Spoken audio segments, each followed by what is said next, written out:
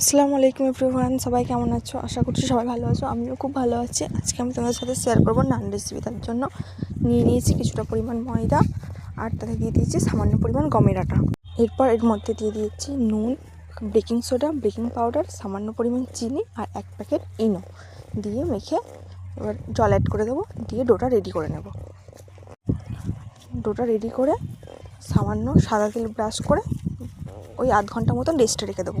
আধ ঘন্টা পর ওখান থেকে লেচি কেটে নানগুলো রেডি করে নেব। আধ ঘন্টা পর আমি তোমাদেরকে খুলে দেখাচ্ছি ডোটা ঠিক কতটা সফট হয়েছে। এরপর আমি নানগুলো রেডি করে নেব। যদিও প্রথমেরটা আমি হাত দিয়ে চেষ্টা করেছিলাম, পরেরগুলো আমি বেলে নিয়েছি।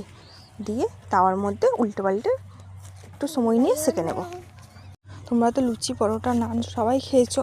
এইভাবে নান বানিয়ে একবার ট্রাই করতে পারো। আশা করি খুব ভালো লাগবে এবং খুব তাড়াতাড়ি নানটা যদি বানানো হয়েছে তো সময়ও কম খরচ। দেখেছো আমার নানগুলো ঠিক কতটা সুন্দর হয়েছে। এরপর নানগুলোর উপরে বাটার লাগিয়ে নেব। বাটারেতে আমি সামান্য পরিমাণ ধনেপাতা আর পেঁয়াজ পাতা দিয়ে রেডি করে রেখেছিলাম, সেটা নানের উপরে লাগিয়ে জাস্ট পরিবেশন করব। গরম গরম নান। তোমাদের যদি আমার ভিডিও ভালো লেগে থাকে তাহলে একটা লাইক, কমেন্ট, শেয়ার অবশ্যই করবে। ধন্যবাদ। আমার নান রেডি। তোমাদেরকে একটা ভেঙে কেটে দেখাই ঠিক কতটা সফট হয়েছে, কতটা সুন্দর হয়েছে। খেতেও অসাধারণ হয়েছিল। সবাই সুস্থ থাকবে, ভালো থাকবে।